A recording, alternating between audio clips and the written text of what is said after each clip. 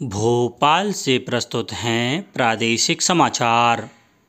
नमस्कार, समाचारों के साथ मैं जितेंद्र रघुवंशी। पहले मुख्य समाचार। बसंत पंचमी के अवसर पर आज होने वाले तीसरे अमृत स्नान के लिए प्रयागराज महाकुंभ में सुरक्षा और सुविधा के लिए तैयारियां जारी। दिल्ली विधानसभा चुनाव के लिए प्रचार चरम पर। प्रधानमंत्री ने की जनसभा। कांग्रेस और आप पार्टी भी प्रचार में जुटी। केंद्रीय मंत्री शिवराज सिंह चौहान ने आम बजट को गरीबी मुक्त गांव के सपनों को साकार करने वाला बताया। और अंडर 19 महिला T20 क्रिकेट विश्व कप का खिताब लगातार दूसरी बार भारत ने जीता। अब समाचार विस्तार से। बसंत पंचमी पर होने वाले तीसरे अमृत स्नान के पर्व को लेकर प्रयागराज महाकुंभ में श्रद्धालुओं के लिए यात्रा को सुरक्षित और सुलभ बनाने के लिए तैयारियां की जा रही हैं। रेलवे प्रशासन प्रयागराज के विभिन्न रेलवे स्टेशनों से 400 महाकुंभ विशेष रेलगाड़ियां चलाएगा। वहीं घर वापसी के लिए 2500 रोडवेज की बसें आरक्षित की गई हैं, जिससे हर 15 मिनट में बस उपलब्ध होगी। इसके अलावा हर 2 मिनट में शटल बस सेवा मिलेगी, जो अस्थायी बस स्टैंड से मेला क्षेत्र में जाएंगी। इस बीच अब तक इस महाकुंभ में 35 करोड़ से अधिक श्रद्धालुओं ने त्रिवेणी में आस्था की डुबकी लगाई है। दिल्ली में विधानसभा चुनाव के प्रचार के लिए अब केवल 2 दिन बचे हैं। सभी राजनीतिक दल मतदाताओं को लुभाने के प्रयास में जुटे हैं। आम आदमी पार्टी, भारतीय जनता पार्टी और कांग्रेस पार्टी अपने अपने उम्मीदवारों के लिए समर्थन जुटाने की कोशिश में एक के बाद एक रैलियां और रोड शो कर रहे हैं। भारतीय जनता पार्टी के वरिष्ठ नेता और प्रधानमंत्री नरेंद्र मोदी ने RK पुरम में जनसभा को संबोधित किया।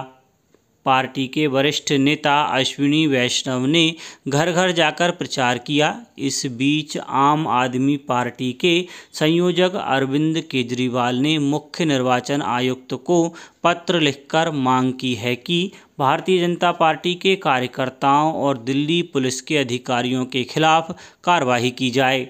उन्होंने दावा किया कि नई दिल्ली विधानसभा क्षेत्र में भाजपा के कार्यकर्ता उनकी पार्टी के लोगों को डरा धमका और परेशान कर रहे हैं।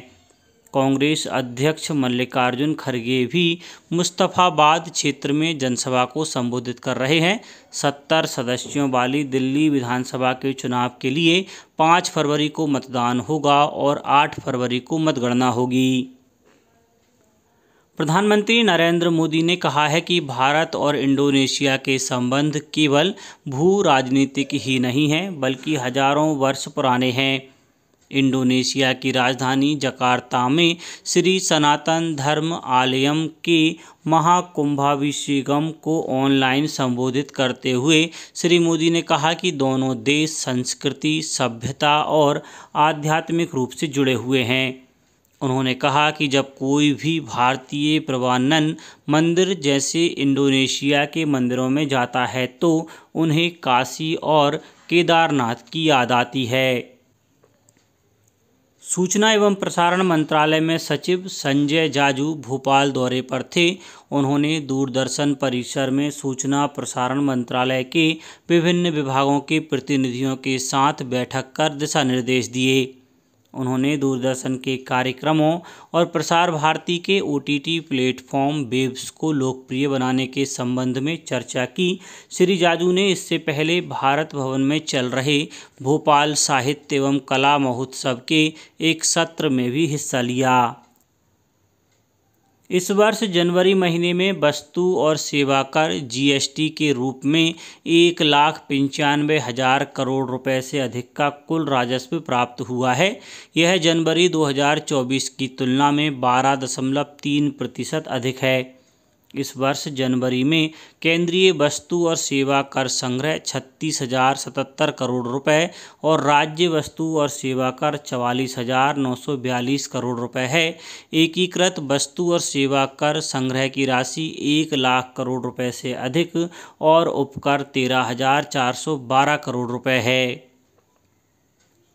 केंद्रीय मंत्री शिवराज सिंह चौहान ने कहा है कि प्रधानमंत्री नरेंद्र मोदी के गरीबी मुक्त गांव के सपने को साकार करने के लिए बजट में प्रत्येक वर्ग के लिए प्रावधान रखा गया है। श्री चौहान मुरैना के बड़ोखर क्षेत्र में संजीवनी हॉस्पिटल के लोकार्पण कार्यक्रम में शामिल हुए।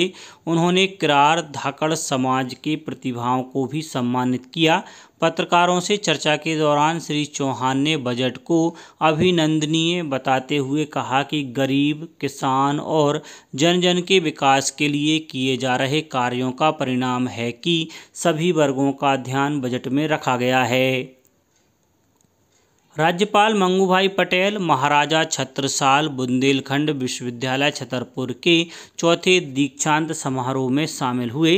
राज्यपाल ने समारोह में विद्यार्थियों को स्वर्ण पदक और उपाधियां प्रदान की। उन्होंने विश्वविद्यालय के प्रकाशनों का लोकार्पण भी किया।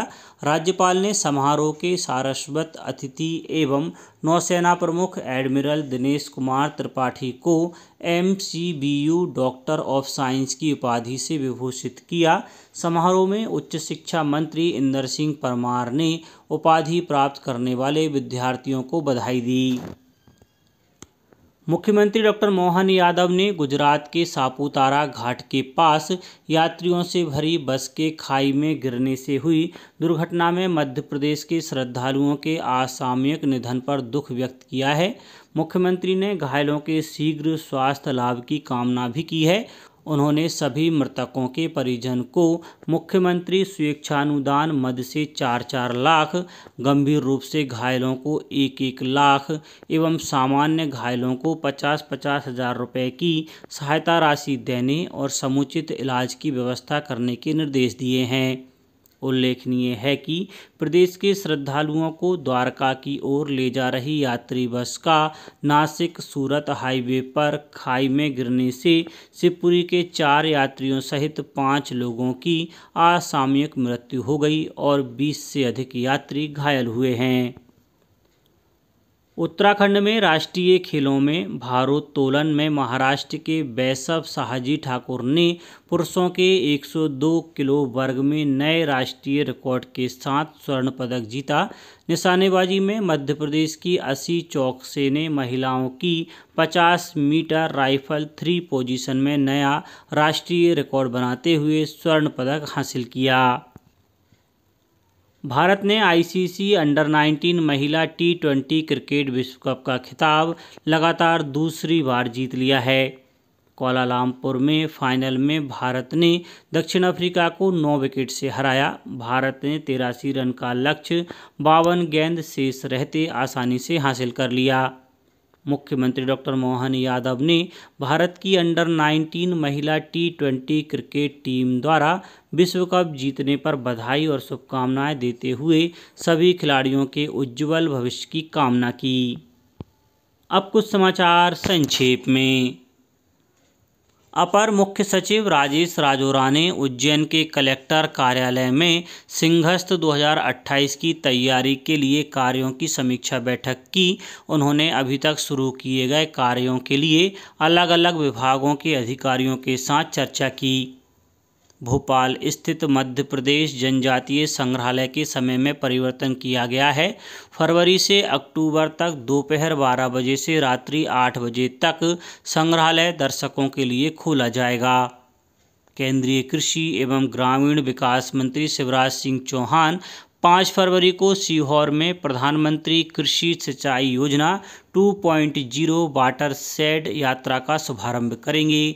छिंदवाड़ा में शासकीय उच्चतर माध्यमिक विद्यालय में 1 दिवसीय कैरियर काउंसलिंग एवं कैरियर मार्गदर्शन मेले का आयोजन किया गया।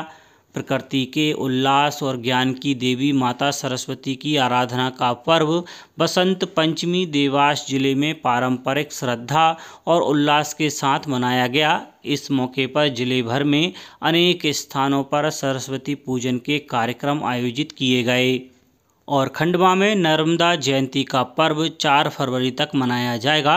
इस पर्व पर ओमकारेश्वर में नर्मदा स्नान एवं दर्शन हेतु 1 लाख से अधिक श्रद्धालुओं के आगमन की संभावना है। अंत में मुख्य समाचार एक बार फिर। बसंत पंचमी के अवसर पर आज होने वाले तीसरे अमृत स्नान के लिए प्रयागराज महाकुंभ में सुरक्षा और सुविधा के लिए तैयारियां जारी। दिल्ली विधानसभा चुनाव के लिए प्रचार चरम पर।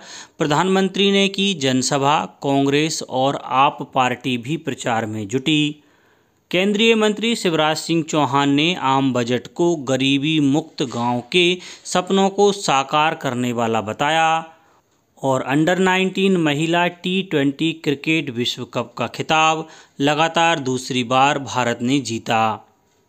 आज के इस बुलेटिन में बस इतना ही। नमस्कार।